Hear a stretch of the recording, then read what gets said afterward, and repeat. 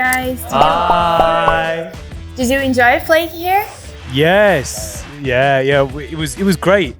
Our first show in Brazil, and what a show it was. The audience was fantastic. The energy from the crowd was brilliant. And to be honest, we had no idea what to expect. And to have sort of ran out onto the stage and hear our Brazilian crowd sing pretty much, as far as I could gather, like every single word was brilliant. One of you, I don't remember which one, were saying like this band is like being a strange kid in the playground, but now you're playing at big festivals and before you're opening for big bands. So does it feel like you are still a strange kid in a playground or something else now? I think we're still the strange kid, but I mean, the reason why I said that, for a number of years, we always had this tremendous belief in ourselves and what we were doing, and of course the music, most of all.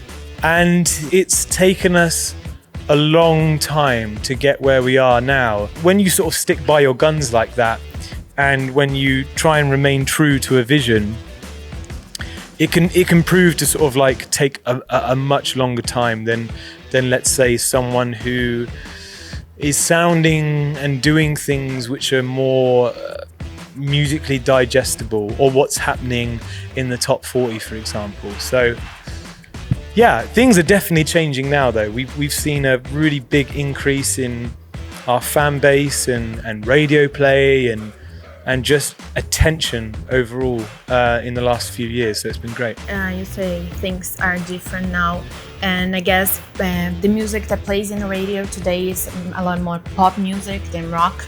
And yet, if you turn on a radio here in São Paulo, you will listen to the Struts.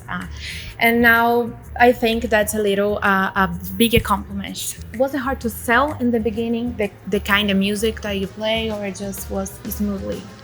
Yeah, of course, it was very hard. I mean, in all honesty, the musical climate really hasn't changed that much since this band's been together and been writing, recording and playing shows. The absence of rock and guitar music in let's call it the mainstream public arena has definitely been very small. I think things are changing now. There's a lot of groups which are coming out which sing from the same hymn sheet as us, whether it's bands like Greta Van Fleet, for example, and then there's us. We're kind of like two different spectrums of a few eras that we're inspired by. Again, like you said, breaking into the mainstream was something that we've always wanted to accomplish. And it's great now that it's really starting to take traction. And like Greta Van Fleet, you guys have been compared to great bands, great performance. Is that something that you care about, or you just well, I don't care? I mean, I think it's a huge compliment. We don't shy away from people saying, "Hey, you guys remind me of Queen. There's a bit of the Rolling Stones with you. There's a bit of Bowie, Slade." It's all good. I think all the greats are like that. I mean, let's go back to God. I mean, when the Rolling Stones first came out, they wore their influences on their sleeves, and they wanted to be American black blues artists, really, essentially.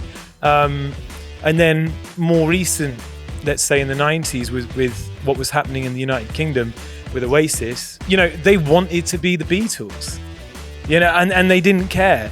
And but the biggest difference is, and what's most important, is that it's great to take things from the greats. I think it is important that we invent something new and exciting.